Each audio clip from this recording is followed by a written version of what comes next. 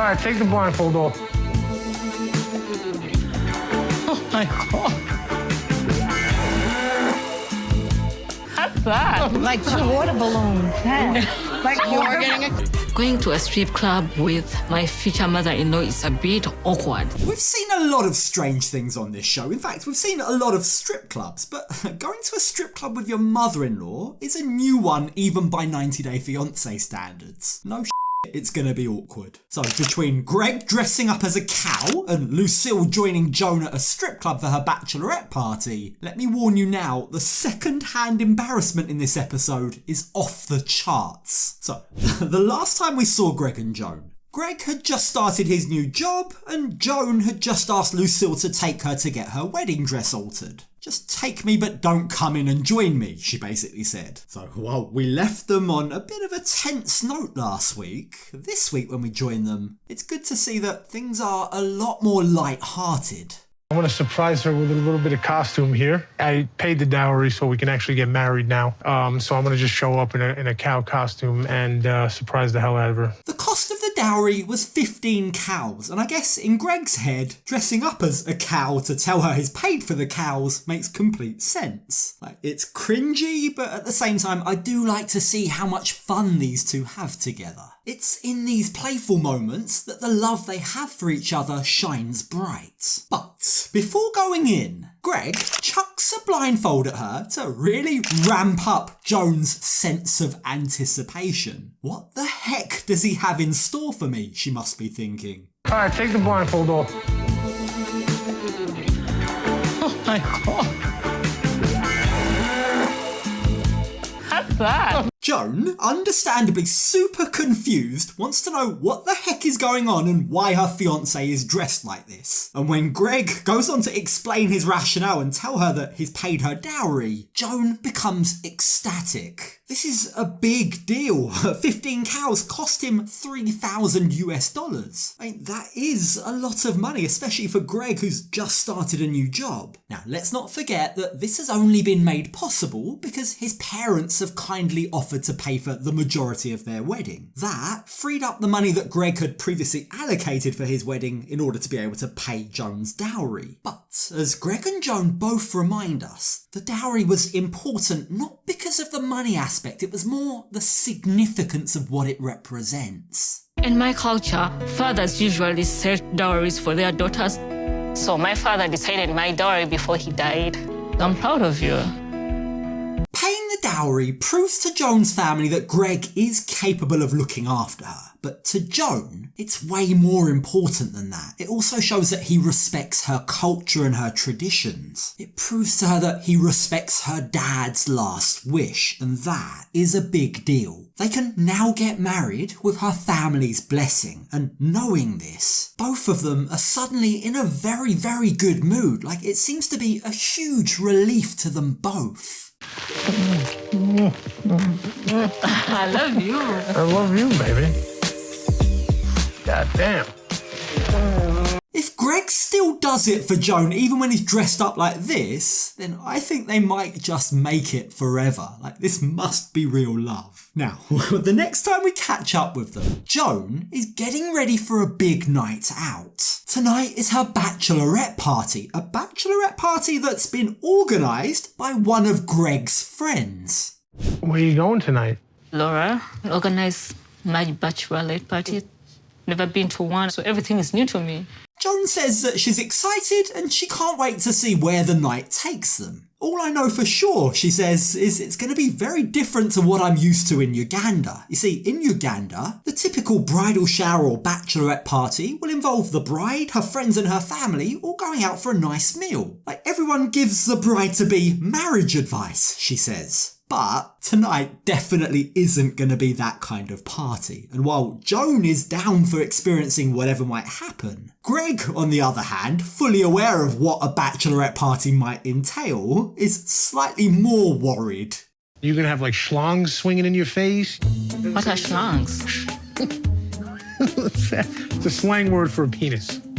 Yeah, exactly. And while Joan takes a bit of pleasure in teasing Greg, she does eventually tell him not to worry. Now, as it turns out, Greg is right about the strip club element, but he's wrong about it being a male strip club. They're actually going to a female strip club. It'll be women dancing in front of her, or as Joan puts it, it'll be boobs and arse hanging out, and thankfully for Greg, not men and their schlongs. Like, that comes as a relief to Greg, and as for Joan, well, she doesn't seem too worried about it either. In fact, she's quite excited about it. It's not written in the Bible that you're not supposed to go to a strip club, so I'm good to go. I'm enjoying my life. Yeah, Joan is all set to have fun without feeling any guilt, right? And even though Greg does ask to come along too, he's told that he's not allowed to join them. But there is another person who will be coming tonight. That's right, Joan's mother-in-law-to-be, Lucille. Now, make no mistake, this is gonna get very, very awkward. But at the same time, after being rejected and being told she wasn't invited to Joan's dress fitting, it's good that for this event at least, an olive branch has been extended, like she is welcome. And once they're all in the limo, the night kicks off with some games and some information we don't need to know. Never have I ever had sex in a public place. No. Me, I've never. Nope, I haven't. Unfortunately.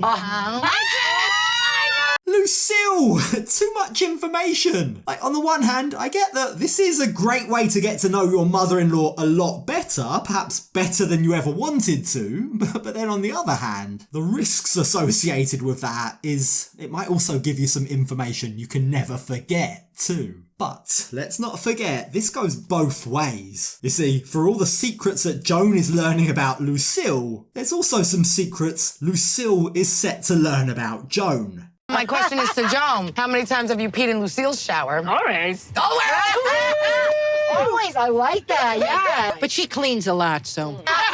Now, Lucille is being a good sport and Joan is having fun. But then they get to the strip club and both women are slightly nervous. Neither have been to a strip club before. It will be the first time for both of them. Now, this could be a bonding experience, or they might never be able to look in each other's faces again. And as it turns out, the mere act of walking into the club comes as a bit of a shock to Joan. So I'm like, what's this?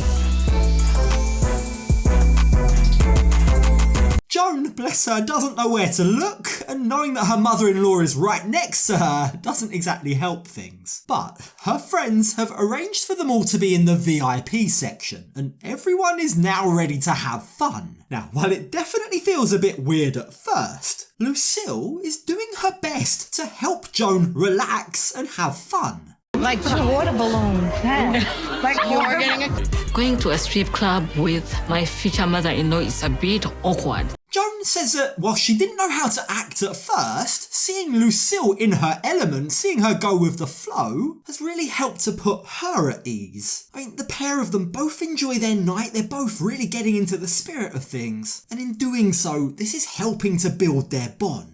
Like, believe it or not, this might be exactly what they both needed. Shared experiences, some fun, some laughter, some alcohol, perhaps a few secrets that should never get back to Greg, and before you know it, they might even be best friends. Just in the nick of time, right? Remember, the wedding is only a few days away. But, wedding or no wedding, that doesn't change things when it comes to the rules of the house. Have fun, but don't go getting carried away, Lucille warns Joan.